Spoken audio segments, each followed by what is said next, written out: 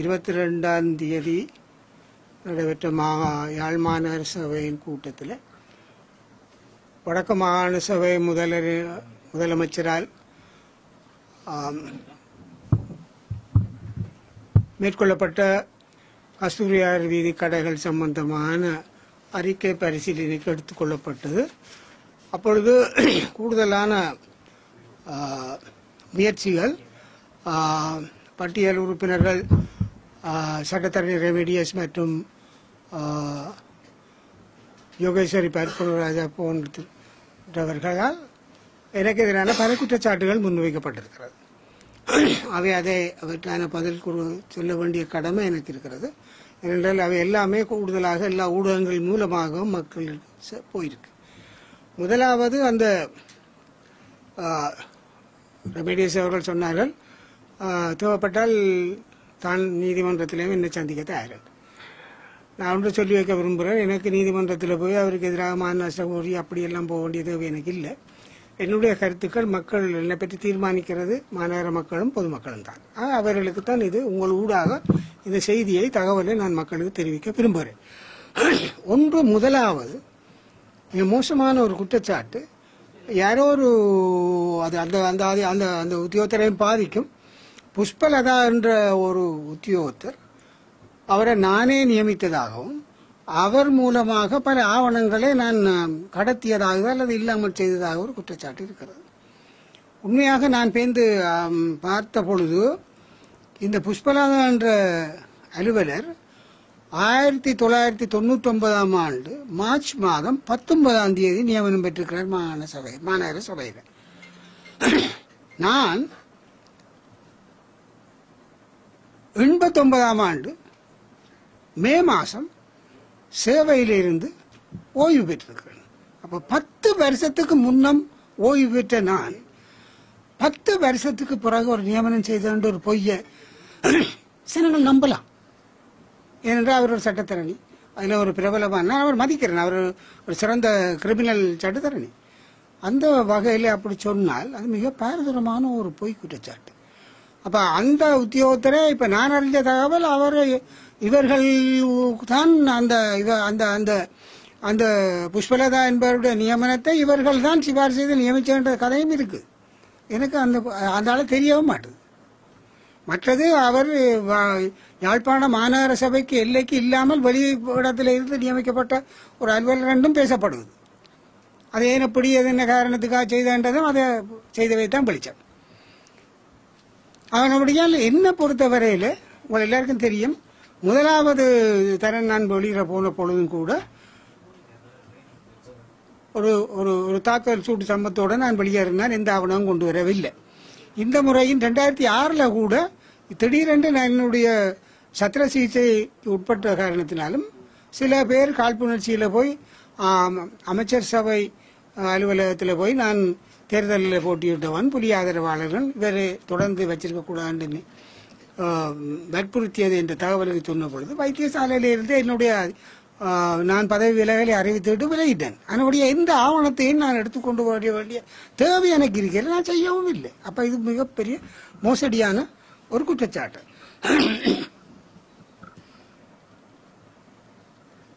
இப்போ இவைக்கு என்ன பெரிய பிரச்சனை, இந்த கஸ்தூரியார் ரோட்டுக்கு அந்த அறிக்கையை பரிசீலிக்காமல் அந்த அறிக்கையின் விடயத்தை திசை திருப்பும் வகையில் என்ன நான் இந்த 6 கடைகளை கட்டி ஊழல் செய்த என்று சொல்லினேன். இதில் உண்மையாக யோகேஸ்வரி பர்குராஜா முதல்வராக இருந்த காலத்திலேயே இந்த பிரச்சனை எழுப்பப்பட்டது. அப்போ எனக்கு எழுதி நான் அப்பொழுதே, அதாவது 2011ஆம் ஆண்டு ஏப்ரல் மாதம் 30ஆம் தேதி இந்த விளக்கம் அளித்து இந்த கடிதத்தை அவருக்கு அனுப்பியிருக்கிறார்.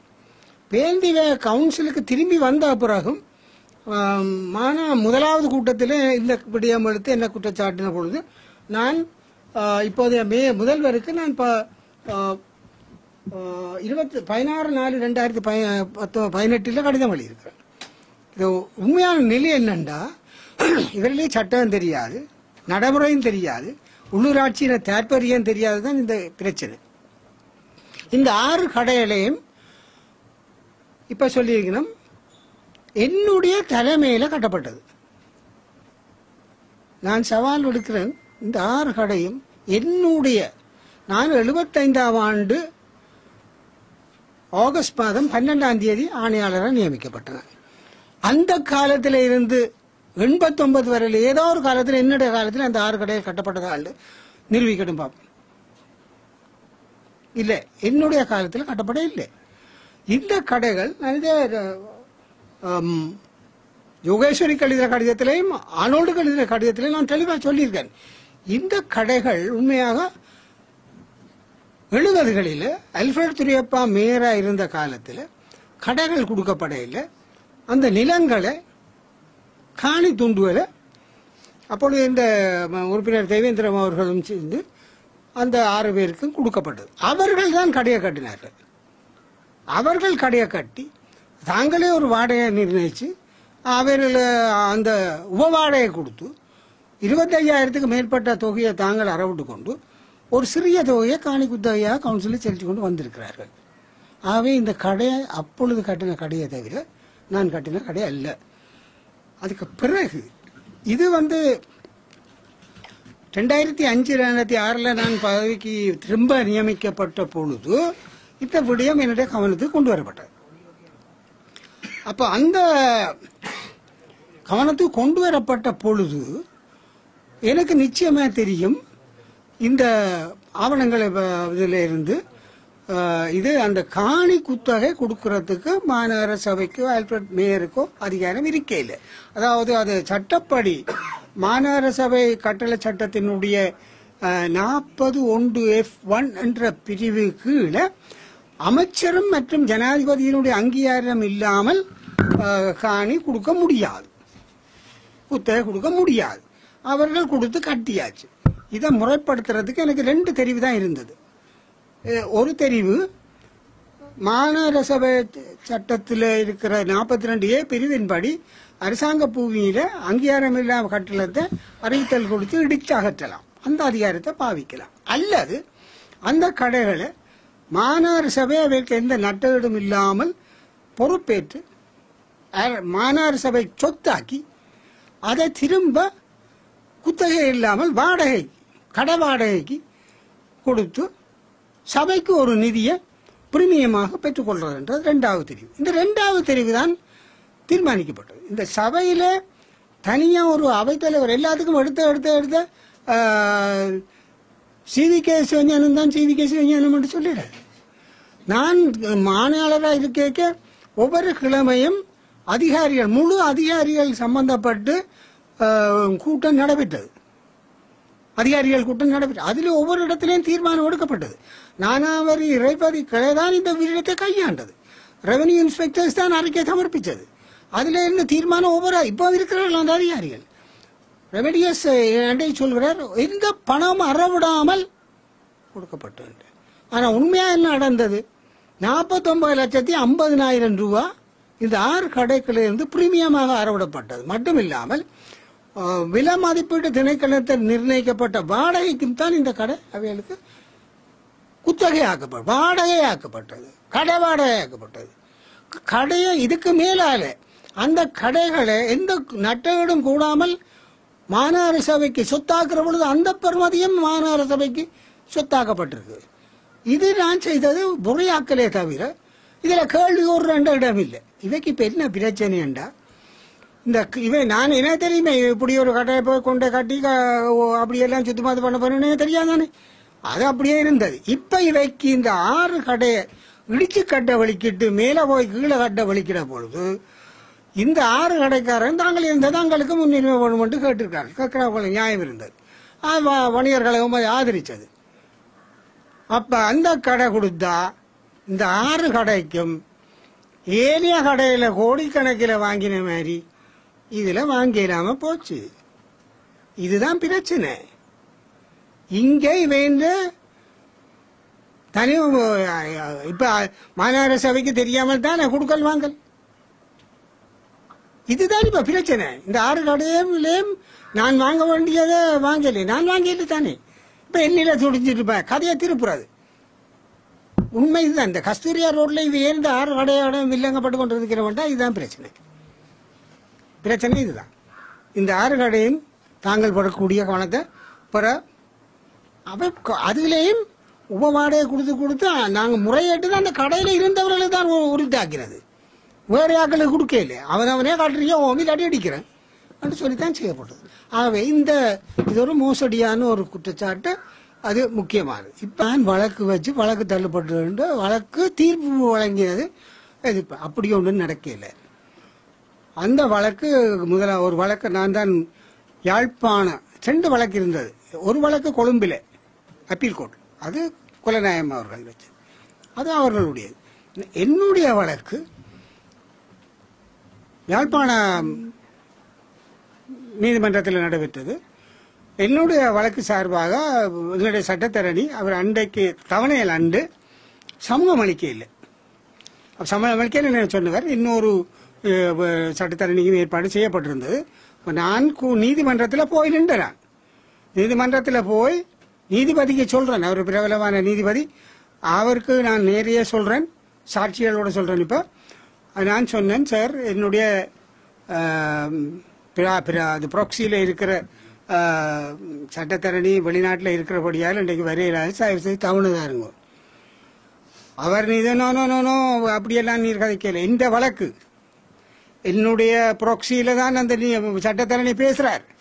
இப்போ நான் நேர சொல்றேன், இல்லை அதெல்லாம் தவணை நீர் கதைக்கலாது. இந்த வழக்கு நான் கதைக்கல. நான் கதைக்கலாதான் முறைப்படி என்றால் நான் கதைக்கிறேன் ஒரு அபிடவிட் கொடுத்திருக்க வேணும்.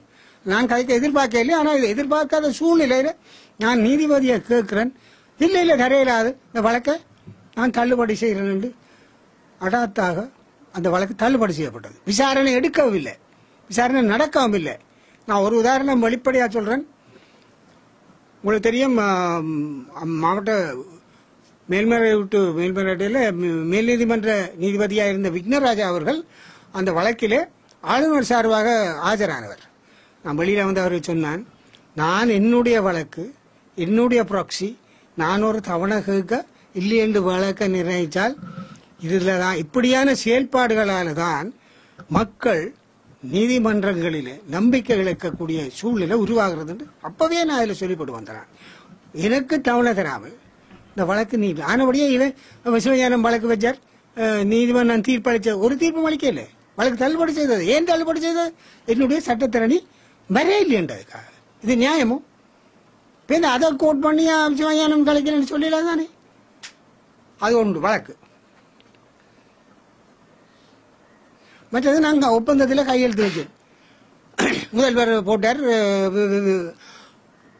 94 சிவஞானம் கையெழுத்து வச்சார். அது நியமமான வடிவம். அதில் முதல்வரும் இருக்கும், ஆணையாளரும் இருக்கும். இல்லாத காலத்தில் நான் எப்பொழுதும் இப்போ நீங்கள் இந்த சட்டத்தை கேட்டாலும் நான் எந்த மைண்டில் வச்சு சொல்லுவேன். அது என் அனுபவம். அப்போ 286A படி கவுன்சில் இல்லாத போது, மேயர் இல்லாத போது, கவுன்சில் மேயர் இல்லாத பொழுது முழு அதிகாரம் மாகாண சபை மாநகர சபை ஆணையாளருக்கு உண்டு. அதன்படி நான் ஆணையாளர் என்ற இடத்துல சைன் பண்ணானே தவிர மாநகர முதல்வர் என்று கையெழுத்து வைக்கிறதுக்கு எனக்கு இன்னும் வலதாக இல்லை மூளை. அது 84 இப்பவே வலதாக இல்லை, அப்போ வலதாக இருக்குமோ? கையெழுத்து வைக்க மாட்டேன். அது கீறி விடப்படும். கீறுங்க, அதுவும் சொல்றாரு, அது அவர் சொல்லியிருக்கார். இது அவர் கையெழுத்து வைக்கல பிறகு ஆனால் கீறி கிடையாது. அது கீறலாம், கையெழுத்து கீறலாம். இப்படி ஒரு கிரிமினல் லோயர் தானே அவர் சொல்றாரு. அது பிரச்சனை இல்லை, அவர்கிட்ட பாணியாது. ஆனால் நான் கையெழுத்து வைக்கல அப்படி ஒரு மக்களுக்கு ஒரு தவறான விடயத்தையும் இந்த சபையின் தவறான விடயத்தையும் நான் கையெழுத்து நான் வச்சேன். நான் அந்த ஆணையாளர் என்ன சட்டப்படி இருந்த உருப்படிப்பில் நான் கையெழுத்து வச்சேன். ஒப்பந்தத்தில் கையெழுத்து அமைச்சிருக்கேன். எனக்கு அந்த உரிமை இருக்கு. அதே நேரம் இப்ப இன்னும் ஒன்று சொல்லப்படுது, நான் கையெழுத்து வச்ச பிள்ளையா அல்லது டிசி எடுத்த பிள்ளையான் அவர் சொல்றார். அதே நேரம் பிரணாநாதன் முதலமைச்சருக்கு கையெழுத்து வெளியினது புல வெளியிருக்க தேவையில்லை என்று சொல்றான். அது அவ சொல்றான், அம்மா யோகேஸ்வரி அம்மா சொல்றான். அப்ப எது சரி? முதலமைச்சருக்கு ஒரு ஆணையாளர் எழுதுற உரித்து இப்ப பிரணவனானுக்கு இருந்தது. பிரணவனுக்கு எனக்கு கருத்து ஒருபாடு இருக்கு, ஆனா இருந்தது. முதலமைச்சருக்கு அதிகாரம் இல்லை என்று சொல்றார்கள். சட்டத்தை படிச்சா தானே. மாகாண சபைகள் சட்டத்தின் திருத்த சட்டம் 12 1989 ஆண்டில் 12ஆம் இலக்க சட்டத்தின்படி எல்லா சட்டங்களிலேயும் மத்திய அமைச்சர்களுக்கு இருக்கக்கூடிய அத்தனை அதிகாரங்களையும் மாகாண ஆளுநர் அல்லது அமைச்சர் பிரயோகிக்கலாம். இது சட்ட ஏற்பாடு. அதன்படி வடமாகாண உள்ளூராட்சி அமைச்சராக முதலமைச்சர் இருந்தவர். அவருக்கு மாநகர சபை சட்டத்தில் மத்திய கட்டுப்பாடு என்ற ஏற்பாடுகளுக்கு கீழே விசாரணை நடத்த, விசாரணைக்கு கட்டளையிட, அதில் நடவடிக்கை எடுக்க பூரணமான அதிகாரம் முதலமைச்சருக்கு இருக்கு. அதன் அடிப்படையில் தான் அந்த விசாரணை நடைபெற்றதும் அந்த விசாரணை அறிக்கை இந்த மாநகர சபைக்கு நடவடிக்கையாக அனுப்பப்பட்டது. அது 1289 சட்டத்தில் இருக்க ஏற்பாடு பண்ணிதான் அதுவும் செய்யப்பட்டது. சட்டத்துக்கு விரோதமானது அல்ல. மற்றது மிக முழுமையாக இந்த 3 ஆண விசாரணை குழுன்னு சொன்னது. இந்த என்ன முதல்வர் என்ன செய்தார், கவுன்சில்ல எனக்கு இந்த அதிகாரத்தை தான் முழுமையா நீங்களே செய்யலாம், அந்த மக்களே தீர்மானிக்க வேணும். ஒரு சபையின் முழு அதிகாரத்தை ஒரு தனிநபருக்கு வழங்க முடியுமோ?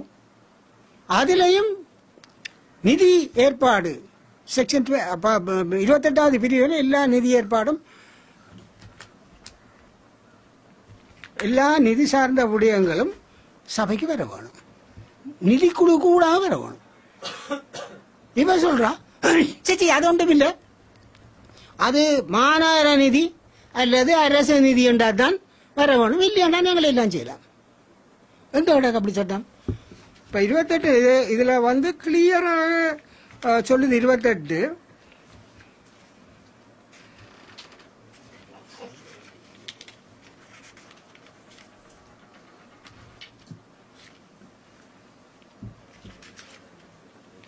28 no financial matter shall be finally dealt with by a municipal council unless such matter has been first dealt with and reported on by the standing committee on finance.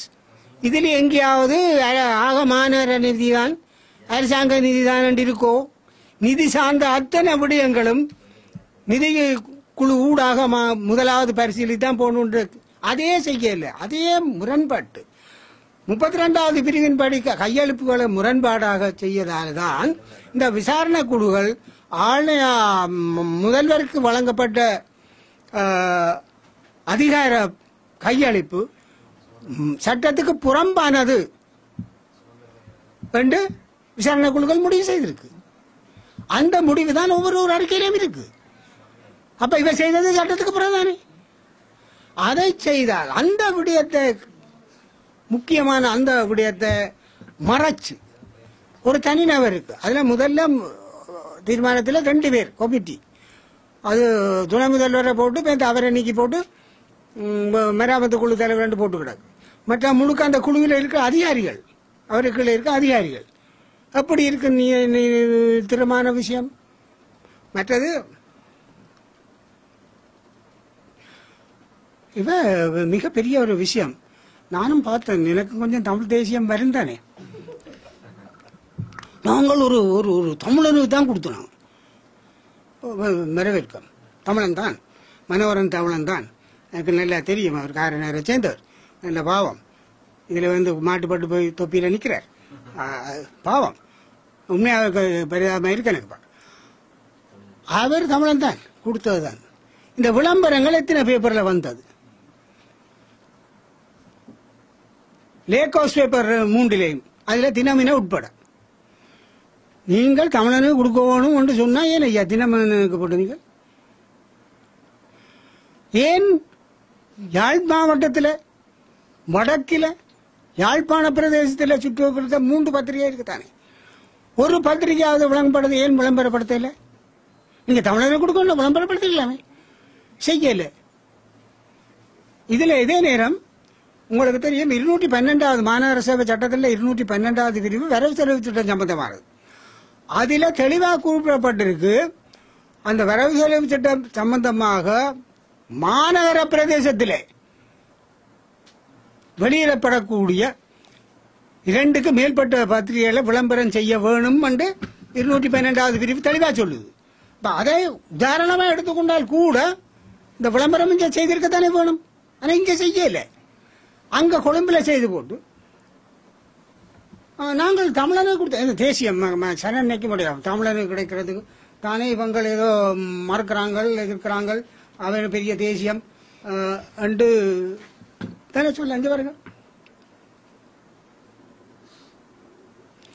இதுல இந்த வரவழி சட்டத்தில் சொல்லுது, be open to inspection at the municipal office or at such other place as the mayor may determine for 7 days prior to the set date, and notice thereon shall be given by the mayor in the gazette and in 2 or more of the newspapers circulating within the municipality. இந்த within the municipality அப்போ இப்ப காலக்கதிரப்ப இல்ல, மெலம்பரி இருந்தது, உதயன் இருந்தது, தினக்குரல் இருந்தது. ஏன் போட இல்லை? நீங்கள் தமிழனை கொடுக்கணும்டா, ஏன் இந்த தமிழனுக்கு தெரியலையென்று தெரியப்படுத்த இருக்கலாம் தானே. ஏன் இப்படி சுத்தமாத்து பண்ண பெய்யாம இருக்கலாம். அப்ப அதுக்கு தமிழனை கொடுக்க, அதுக்காக தானே நாங்கள்.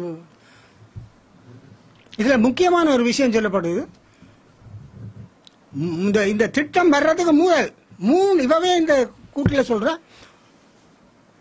2012ஆம் ஆண்டு அக்டோபர் மாதம் 3ஆம் தேதி இந்த டெவலப்பர் என்று சொல்லக்கூடிய மனோகரன் தன்னோடு சந்திச்சு பேசினான். அக்டோபர் 3ஆம் தேதி. அதுக்கு பிறகுதான் மனோகரன் போய் 8ஆம் தேதி 7ஆம் தேதி விண்ணப்பம் கொடுத்து ரிஜிஸ்டார் கம்பெனிஸில் 8ஆம் தேதி பதிவு செய்து 9ஆம் தேதி விளம்பரப்படுத்தினார்கள். 9ஆம் தேதி விளம்பரம் வருது, அனுப்பப்படுது, 19ஆம் தேதி கிடைக்குது. அந்த கடிதத்தில் நான் ஒரு பட்டிய செயலாளர், கம்பெனி சட்டம் எனக்கு தெரியும். அந்த கடிதத்தில் அந்த கடிதம் கிடைச்சது. அந்த கடிதம் தான் இருக்கிற காட்டுறேன். அந்த கடிதத்தில் லெட்டர் ஹெட்டில் அந்த கம்பெனியின் ரிஜிஸ்ட்ரேஷன் நம்பர் இல்லை. முதலாவது சட்ட தேவை அது. அதே இல்லாத ஒரு லெட்டர் ஒரு அவற்றை எப்படி பரிசீலித்திருக்க முடியும்? அந்த லெட்டர் டேட் ஆஃப் ரிஜிஸ்ட்ரேஷன், அந்த ரிஜிஸ்ட்ரேஷன் நம்பர் இல்லை. அப்ப என்னன்னு இந்த ஒரு ஒரு ஒரு ஒரு தனியா ஒரு ஆளுண்டா கட்டாயம் கேள்வி மீள கேள்வி கேட்டிருக்கணும், கோரி இருக்க வேணும். ஏன் கோரையில் மட்டுமில்லை, இந்த கம்பெனியை ஒரு ஒரு ஒரு தொழில்நுட்பமான டெக்னிக்கல் குவாலிஃபிகேஷன் இருக்கா, நாலேஜ் இருக்கா, அனுபவம் இருக்கான்னு பார்த்தாருங்க. ஒன்றும் இல்லை. ஏனென்றா தீர்மானிச்சாச்சு இப்படி ஒரு வியாபாரம் செய்ய போறோம். அந்த வியாபாரத்தை முன்னெடுத்ததுதான் பிரச்சனை. அதை விட்டு போட்டு பிழையண்டதை மக்களுக்கு மழுப்பி கொண்டு இருக்கலாது. அப்ப டெண்டர் கோல் பண்ண இல்லை, கிடைச்சது ஒன்று கேள்வி, தமிழனுக்கு கொடுக்க போன்றது போய். என்னன்னா தமிழனுக்கு கொடுத்தா இங்க தமிழ் பிரதேசத்தில் ஏன் போட இல்லை? நீங்கள் இங்க தெரிஞ்சிருக்கு, உங்களுக்கே தெரியாது, மாநகர சபை உறுப்பினர்களுக்கே தெரியாது. விளம்பரம் வந்தாத்தானே அவர்களுக்கு தெரிஞ்சிருக்க உள்ளூர் பேப்பர்ல. அப்ப அதையும் விட்டுட்டு நான் சொல்ல சட்டத்திலே இருக்கே உள்ளூர் பத்திரிகைல போட வேணுமென்று விளம்பரம் இதுக்கண்டு இல்லை. அது வரவு செலவு திட்டத்துக்கு ஏற்பாட்டுல இருக்கு. அப்ப அது முன்னுதாரணமா இருந்து செய்யல. மற்றது இந்த 45 மில்லியன் நாங்கள் அறிக்கையில வந்தது தெளிவானது. அது கணக்காளர் தந்த அறிக்கை 45 மில்லியன். ஆனால் விவாதத்தின் போது வேற வேற நிதிகள் அந்த சபையில இருந்தது என்று சுட்டி காட்டு பார்த்து உண்மை. அவியலை சொல்றது அந்தந்த தொகை, அது கணிசமான தொகை இருந்தது, நல்லபடியாக பாவிச்சிருக்கலாம். அதை சொல்றது ஏமாற்று கமிட்டட் எக்ஸ்பெண்டிச்சர்ஸ், கமிட்டட் ரெஸ்பான்சிபிலிட்டி என்று அது அங்கே ஒவ்வொரு ஒன்று எடுக்க ஒதுக்கப்பட்டது. அதை சேர்க்கையில் 45 மில்லியன். ஆனால் இவ என்ன செய்தவ? ரோட்டு போட்டவையாம். எங்க ரோட்டு போட்டவ? உண்மையா நடந்தது 430 பேர் மேலதிகமாக நியமிச்சு மாதம் 6 மில்லியன் ரூபாய் மேலதிக செலவு செய்து வருஷம் 72 மில்லியன் ரூபாய் செலவாகியிருக்கு. இது நான் இப்ப சொல்லல, அப்பவே அப்போதே இருந்த ஆளுநர் சந்திரசிறிக்கு நான் எழுதியிருக்கிறேன். கடிதம் யாரும் பார்க்கலாம். அப்ப 430 பேரை நியமிச்சு இதுக்குத்தான் எடுத்தவையே தவிர பின்ன ரோட்டு போட இல்லை.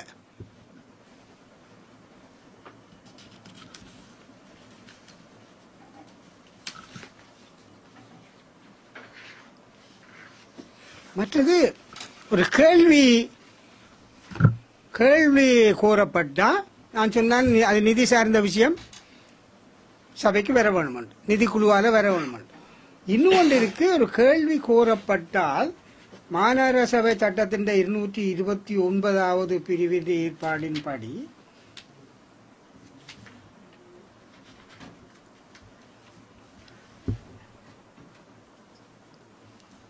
பல தெளிவா சொல்லப்பட்டிருக்குது.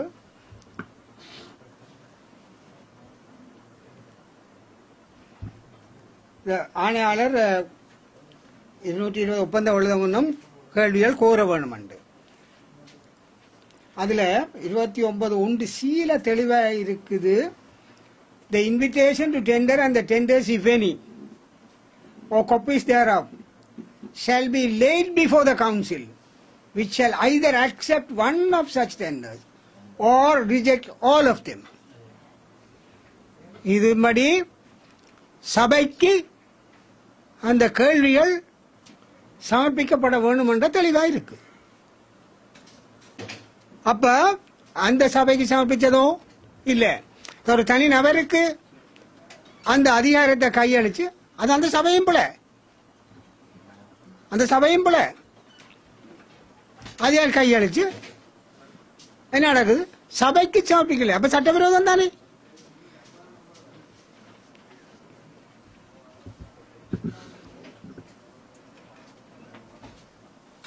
மற்றது நான் ஏற்கனவே சொன்னேன் தானே, மாநகர சபை நிதி சாரில் அரச நிதி மட்டும் அப்படி ஒரு சட்டம் ஏற்பாடு இல்லை. நான் உங்களுக்கு சொல்ல. மற்றது மிக முக்கியமான ஒரு விஷயம் இங்கே நான் வச்சிருக்கிறேன். இது அக்டோபர் 2018 2017 ஆண்டுக்கான கணக்காய்வாளர் நாயகத்தினுடைய அறிக்கை. இந்த அறிக்கையில சர்ச்சைக்குரிய தன்மையான கொடுக்கல் வாங்கல் என்ற விடயத்தில் இப்படித்தானே இருக்குது. சபையின் முன்னைய முதல்வரினால் தனியார் கம்பெனி ஒன்றுக்கு 31 ஜனவரி 2011 மேற்கொள்ளப்பட்டிருந்த ஒப்பந்தத்தின் பிரகாரம் சபைக்கு உரித்தான 7.29 பரப்பு விஸ்தீரணமுடைய வண்ணான்குள காணி ஒன்று சபையின் அனுமதியின்றி கையளிக்கப்பட்டதுடன் ஒப்பந்தக்காரரினால் அவ்வாதனத்தில் சபையினதும் ஏரிய அதிகாரத்தின் முறையான அனுமதி பெறப்பட்டிருக்காது. 28 கடை தொகுதிகள் நிர்மாணிக்கப்பட்டு கூட்டு மொத்தம் 102.96 மில்லியன் ஆரம்ப வைப்பு பணமும் கடை வாரத்தார் என்று பெறப்பட்டிருக்கிறது. இந்த காணி கொடுத்தது பிழையன்று ஆடிட்டர் ஜெனரலே இது நிதி சார்ந்த விடயம் ஆடிட்டர் ஜெனரல் கோரி கொண்டிருக்கார். இன்றைக்கும் சொல்லிட்டேன். இனி சொன்னால் அவையாராக்கள் இந்த ஊழல் கம்பெனி தானே. மக்கள் தீர்மானம், மக்கள் மடையங்கள் அல்ல. மக்கள் மடையங்கள் என்றால் நாங்கள் இந்த அளவுக்கு நிக்கலாது என்ன பொறுத்தவரை இல்லை. சரியோ, நான் இவ்வளவு காலம் நிக்கிறேன் என்றால் மக்கள் புத்திசாலிகள் நியாயமாய் நடந்து கொள்வார்கள், விடயங்களை பிரிஞ்சு கொள்வார்கள். ஆர் ஊழல் என்று எங்கட யாழ்ப்பாண மக்கள் சும்மா சொல்லக்கூடாது. கடைசி நேரத்தில் ஒரு சின்ன வசனம் மட்டும் சொல்லி விடுறேன். கடைசி நேரத்தில் புள்ளடி யாரு போடுவோம், எங்களுக்கு தான் போடுவோம். ஏனென்றா எங்கட மக்கள் புத்திசாலிகள், எங்கட மக்கள் பகுத்தறிவார்கள். அவர்கள் பகுத்தறிஞ்சுதான் இந்த 60-70 வருஷமா நான் அறிய அரசியல் செய்திருக்கிறார்கள். எங்களோட பிழைய சரி இருந்தால் எங்களை நேர பேசுகிறார்கள், சொல்கிறார்கள். நாங்கள் விவாதிக்கிறோம், பேசுகிறோம், உண்மை. ஆனால் சரி எது பிள்ளை என்னோட சரி எது பிள்ளை நடக்குது ஒரு ப்ரோக்ராம். அந்த அவர்கள் பார்ப்பார்கள். கடைசி வரையும் இந்த ஊழலுக்கு உடந்தையாக அந்த மக்கள் இருக்கவே மாட்டார்கள். இப்போ யார் ஊழல் என்று தெரியும் தானே. இவ்வளோத்தையும் விளங்கும். இனி எதையும் ஜனங்கள்கிட்ட சொல்லுவேன். அப்படியான விவரங்கள் இருந்தால் தயவு செய்து இன்னொரு சில கேளுங்க, நான் பழிதுவேன். ஏன்னா இவ்வளோ ஃபைலும் இருக்குது, இவ்வளோ டாக்குமெண்ட்ஸ். நான் சும்மா கதைக்கல. ஆளுநர் எழுதியிருக்கிறேன், இவ எழுதியிருக்கிறேன். இந்த ஆளுநர் இந்த விஷயமே நான் 16/4/2018 எழுதினது. மாநகர சபை நிர்வாகம் முதல்வரும் கமிஷனரும் இதை பார்த்து சபையை கொடுத்துருக்கலாம். கொடுக்கல, ஏன் கொடுக்கல? நான் தான் இதில் எல்லாம் உங்கள்கிட்ட கிடக்கு, என்னடா கிடக்கு. நீங்களாம் காப்பாற்றணும். அவற்றை உடனுக்குடன் செய்திகளாக நாளாந்தம் நாம் வெளியிட்டு வருகின்றோம். அவசர உலகில் சுறுசுறுப்பாக இயங்கி வரும்